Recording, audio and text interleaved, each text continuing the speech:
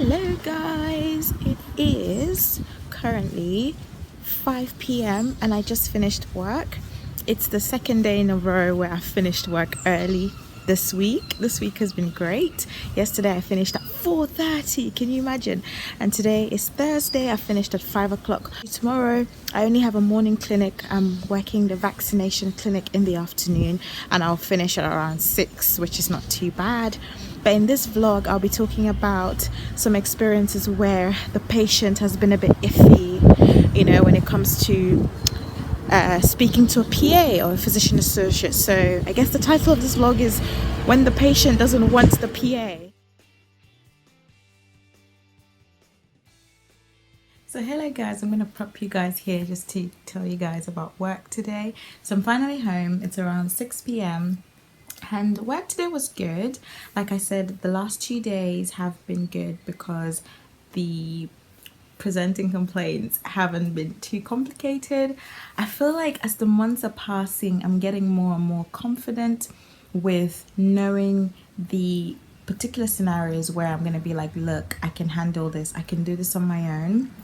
And then knowing which scenarios I absolutely need to ask for help from or ask a question from.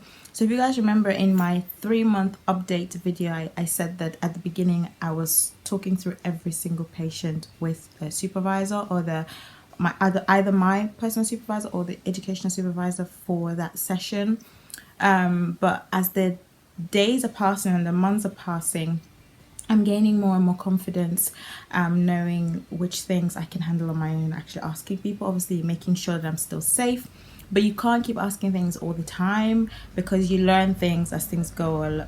Well, they expect you to grow and they expect you to learn things. And I certainly have learned a lot. There's still a lot of things I don't know. So for example, today, dealing with the administrative aspects of things. So sick notes, med 3s. So as physician associates, I don't think we're allowed to sign med 3s. I don't sign med 3s, but I can speak to a patient who would like a sick note, and then I could put down the diagnosis, print it off, but then I'll have to take it to the doctor to sign it. So I've been getting a lot of those recently. And also patients who need advice on how to apply for things like benefits and stuff, and you'd have to refer them to the right service, like the Citizens Advice Bureau and stuff like that. So it's just tricky patients like that where you have to really know, okay, is this something that I can do, or is it something that I need to refer to someone else to look after them? The good thing is we have external clinics at my practice. So we actually have a lady from the Citizens Advice Bureau who has clinics every Wednesday at my practice, and so we can actually refer patients to them. So I learned that today, which is great. It's always good to know to have that service. Also, other situations where I can literally, so for example with medications and prescriptions and stuff like that, my practice does it in such a way that I don't have to keep going to people to ask them to sign. And it's amazing that everything is done electronically now, because I can actually add a medication on the patient's list. I always have the BNF open. I always check the doses, always make sure that is the case. And then I would send the prescription to the duty doctor to issue it. Obviously they have to issue it because they have the code and everything, and we are not allowed to prescribe legally. So what I always tell the patient is that I will send the prescription issued to the duty doctor, and they're gonna do it by the end of today. Unless it's something very urgent, I'm going to actually go to the duty doctor and ask them, I've sent you this prescription, can you please prescribe this or issue it? Or in situations where I'm not actually sure which medication to prescribe, then I'll go and speak to them and just be like, do you think I should do this one or this one? But in most cases, I've been finding more that doing my research, I can actually find which one it is, and I'll put the prescription there, and then the doctor will issue it. If they disagree, they can always reject a prescription. So the doctors or whoever can prescribe in the practice gets these prescription requests every day. It could be either from us, it could be from reception, it could be from the NHS app where patients request for repeat prescriptions. So they can read the request. So I always write down in the prescription request, I always write down what the medication is for and what I've done. So I'll say, for example, if it's like Zopiclone, which a lot of patients actually do call and asking for sleeping tablets or blah blah blah, if, so for example, the patient has used it many times before and the last prescription was like a year ago, so you know that they're using it sparingly, I'll be like, this is for insomnia. The patient understands that they have to use it sparingly, only for occasional use. The last prescription was a year ago, so I'll send that prescription and the doctor will read it, and if they want to be like, no, we're not going to give it, they're going to reject the prescription and put a reason why. I know a doctor's rejected a prescription I sent because they said that the patient needs to get it over the counter, so you have things like that. But most times I just send it through and I always put a reason why, and then they approve it, and then the patient can go and get it from the pharmacy. So that has been working quite well, and obviously it saved me a lot of time, because when I first started I used to go to the doctor all the time, the supervisor, to please can you prescribe this, please can you prescribe this. But since my other PA colleague told me that I could do that, it saved me a lot of time, so I don't have to do that anymore, which is great. But in this video, I don't know how I ended up talking about prescriptions. In this video I wanted to talk about when the patient is not fond of the idea of seeing a PA. I've actually had, I think, 2 or 3 instances where patients have been a bit iffy with me. When I heard that, when they hear physician associate. So the very first instance, this happened like a while back, like when I first started. And you know, when you first start, you actually have like confidence issue. And it was bad because I had 2 instances on the same day, and I had another instance another day. So one of the patients was like, well, I called and I was like, my name is this, I'm a physician associate. I always say I'm a physician associate, but they still end up calling me Dr. Joan.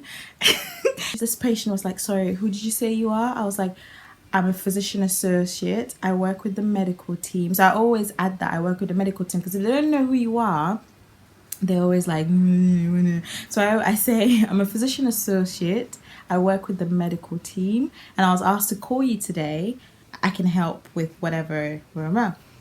The thing that got to me was when the patient was like, oh, so you don't even get to speak to a doctor nowadays. And I was like, I don't know, but like, that really literally got to me, and I was like, what do you mean? I've just told you that I can help you. And so they were like, I don't know, it just made me feel so incompetent. Like when patients say things that sort of get to me, and I start losing my confidence, and I'm just like, oh, you just jabbed at me, like, why should I even help you? And I think with that patient, I was literally like, if you don't want to speak to me, it's fine. You can call another day, but you won't speak to someone else today. I'm the only person available for you to speak to. I'm happy for you to speak to someone else if you don't want to. I'm not going to force you to speak to me, you know, like, if you want to speak to someone else, call tomorrow and they'll put you on someone else's list. If this is not urgent, then, you know. Anyway, the patient ended up being very lovely towards the end. After I took a history, offered to examine, and I solved her queries, discussed with the education supervisor, did a referral that was going to help. And I was just like, you know what, you need to just be open-minded at the very beginning. Like, to be fair, it's mainly because patients don't know what we do. Like, I think that's just what it is. That's literally what it is. And I don't blame them to a certain degree, but it's just the fact that this is only, so this is just one example. I've only had 3 instances, and I've been working now for over 4 months now. I've had 3 instances when they've been a bit iffy, but it's just this one instance that actually got to me. The other 2 instances, they were actually polite in the way that they put it, to ask like, what exactly do I do? But this was just this one instance where I was actually annoyed. Yeah, so it's just, you know, it's one of those things where I have to get used to it, and I feel like I'm gonna have to develop a thick skin as the years go by and be more efficient with introducing my role. But I think the approach that I've taken usually helps. So when I say I work with the medical team, most of them tend to be okay with that, and they talk to me. Whether or not they believe me, I don't know, but they seem to be okay talking to me. It's just a bit, you know, one of those things you're just like, you're just trying to make me feel incompetent and trying to make me feel like I don't know what I'm doing, but I actually know what I'm doing, and I'm trying to prove to you that I know what I'm doing. it's fine. Like, it's what I signed up for. I knew this was going to be the case. This was even a case on placement when a lot of people were asking, like, what do you do, blah blah blah. You have to tell that. But I'm hoping, as years pass, more and more people will be able to know about the PA role, and we won't be getting this sort of reaction sometimes. But I would like to hear from you guys, if you're a qualified PA, or if you're a PA on placement, or you've come in contact with patients. How do you handle patients who are like this? Obviously, if you're working PA, does this get to you, or is it just me? Or have you developed a thick skin already? If you have any tips for me, things to say, and stuff like that, I would really like to know. So let me know in the comments down below. But anyway, so that's my story time basically for today. I think I'm going to vlog tomorrow as well when I go to vaccination clinic. So I'll have a clinic in the morning, and then I'll do vaccination clinic in the afternoon. But this is the end for today's update. So I'll see you guys tomorrow. Bye. Good morning, guys. It is Friday, the last day of the week. You don't even understand. I get so excited for Fridays because I know the weekend is going to come and I'm going to have a break from work. Not that I don't love my job. I love my job. It's just going out Monday to Friday exhausts me. So it's always nice to know that you have the weekend. It's 10 minutes to 8 o'clock. I've left the house a bit early today, which is good. Like I mentioned, I have a morning clinic today, and then I'll be in the vaccination clinic in the afternoon. So I will speak to you guys later on today.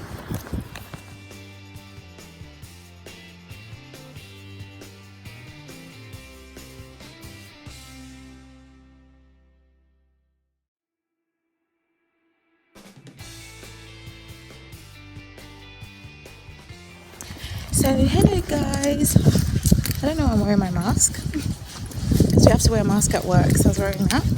I am going to the vaccination clinic now. I finished my morning clinic. I had to see 2 patients face to face, and then they've upped my number of patients now to 5 per clinic.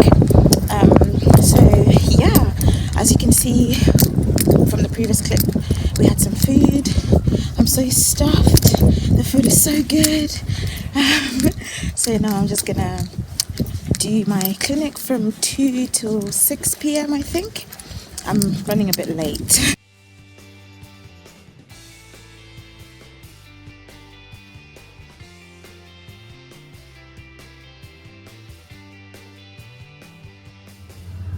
Hello guys, so it's about 7:30 p.m. and I just got home. I am going to end this vlog today because it's the end of the week. This week was a really good one. I'm so grateful to God for the strength, really. Usually by the time I get to Wednesday, I'm already praying for Friday to come, but I think this week I haven't had as many complicated patients. I know that not all weeks would be like this, so I'm just being grateful for this week, for the strength God gave me, and the fact that it's Friday. I'm so happy because it's the weekend. Some of you may know that I am releasing my debut novel this September. It's Christian fiction, and so this weekend I'm gonna spend some time working on my manuscript and editing, and just spending time recuperating and then preparing for another week, which is next week. But yeah, thank you guys so much for coming along this journey with me the last few days. I hope that you've learned something from this vlog. Like I said, let me know if you have any questions related to PA school or PA work in life, and hopefully I'll be able to make more vlogs in the future where I talk about different things about my experience in general practice. Thank you so much. Don't forget to like, subscribe and share, and I will see you next time by God's grace. Bye.